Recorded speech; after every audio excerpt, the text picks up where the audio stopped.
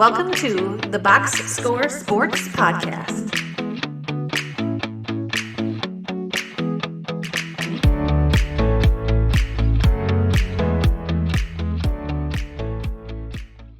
Welcome back, everybody, to the Box Score Sports YouTube channel. This is just going to be a clip here on YouTube.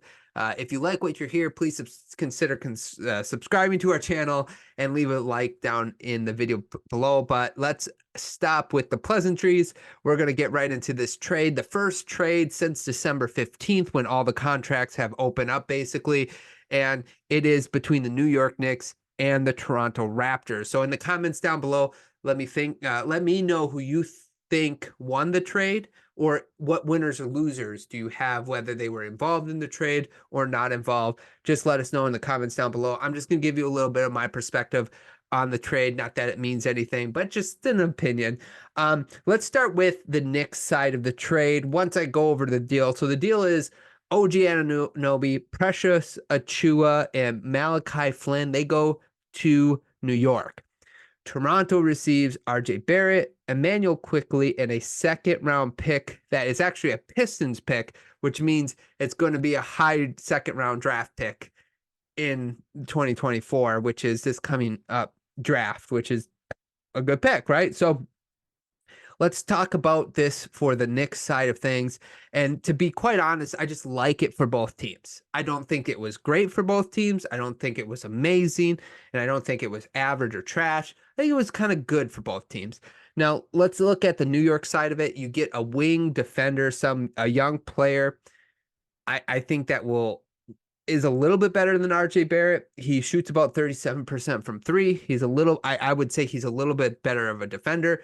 And also there's this part of the NBA community that really thinks there's still another level to OG Anunoby that could get opened up. So I like that part of it for the Knicks. If they can find whatever it is, sort of like when Mikal Bridges went from the Suns to the Nets, can the Knicks find something, you know what I'm saying? Like something to unlock in Anunoby. That would be interesting. Now, the other part that I like about this trade is the Precious Achiuwa part of it. Because of them losing Mitchell Robinson, it not only gives them another big, but it also gives them a little bit more versatility in their lineups, because he can play like a small ball center.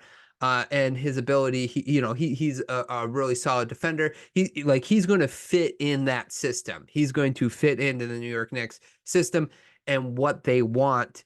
As far as like the hustle plays, a hard worker, a defender, he's going to hit all those things. Now, he is roughly a 30% three-point shooter.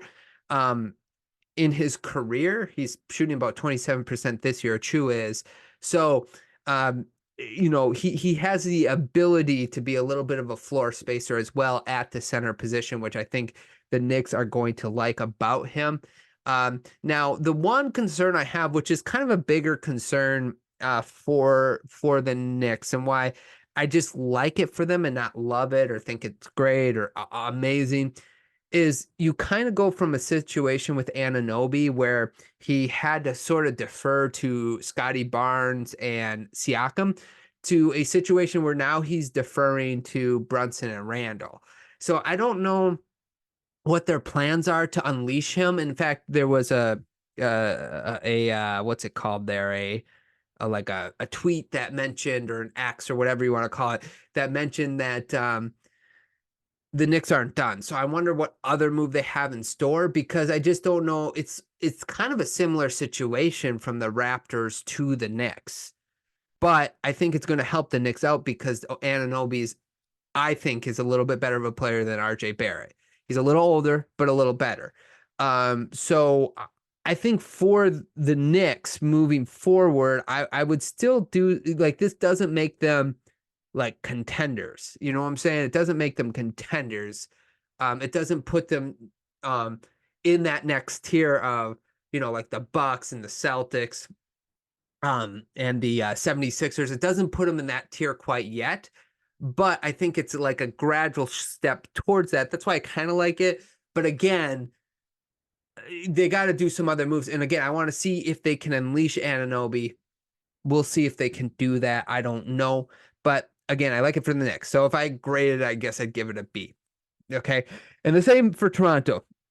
I actually like it a little better for Toronto, and here's why.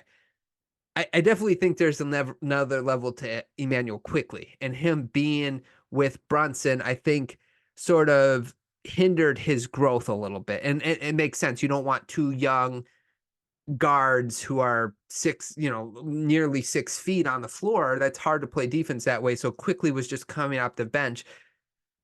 Much like Maxey when Harden left, I could see Quickley being to have that type of trajectory of like stat bit, like his stats might get up there, because he hopefully will be the starting point guard for this team, and Schroeder will come off the bench for Toronto. And I think that would be amazing for the Raptors. And the Raptors have enough long defenders on their team with Barnes and with Siakam that can make up for maybe the lack of defense that Quickley will have just by his sheer height. And you still have RJ Barrett there. So Barnes, Barrett, and Siakam are going to be long enough, and they're good enough defenders. If you add Quickley in there, he's not going to hurt you as much as if you would have two smaller guards. So I really like that. And I really think he could, like I said, he could have that trajectory that Maxey had when Harden left, when he will be kind of like the secondary or primary ball handler on this team, even though you still have Siakam and Barnes, who they want to get the ball as well. We'll see. We'll kind of see what happens, and maybe even Barrett. Now, it's kind of cool for RJ Barrett to go back to Canada and get to play. He was a Raptor fan, I guess, growing up, so that's going to be fun for him. And I think he could also be unleashed. Like, all these players have the potential as long as they're used right now. I don't think Toronto is done. I think they're going to make more moves, and I also will say that them getting that high second round pick, it lets them be a little bit more flexible in trading. Like, could you trade Siakam and that second round pick for either a better pick or a better player, right? Like, a little better player. Can this roster, it looks good enough to be a play-in roster, right? Like, they should be now competing for play-in, because it seems like now that they have a hierarchy and defined roles across their starting lineup. And I think that's always important for any other team. So I could see them competing for a play-in moving forward. So overall, I like it a little better for the Raptors than I do like it for the Knicks, although I like it for the Knicks, if that makes sense. So maybe it's like a B and a B minus, or a B. It's not a B plus. I don't like, neither grade is a B plus, but like, how B grades average from like 84 to 88, or what, let's just say one gets an 88, one gets an 85, whatever. But point being, I could see this really working out for the Raptors. That's why I like it a little better for them. And of course I do like it for the Knicks, but the Knicks goal is whatever tier up they can need to get. And I don't think Anunoby puts them quite in that tier. So those are my quick thoughts on the trade for both teams. Again, let us know what your thoughts are, what you thought of the trade, who some winners and losers. And if you like what you hear, please consider subscribing to the channel, and please like the video. Thanks so much for watching. I hope you guys enjoyed, and we will talk to you guys. Thanks so much for watching this clip of the Box Score Sports Podcast. I hope you guys enjoyed. If you haven't yet, please subscribe to our channel. Follow us on Instagram and Twitter or X, and we'll talk to you guys real soon. See ya.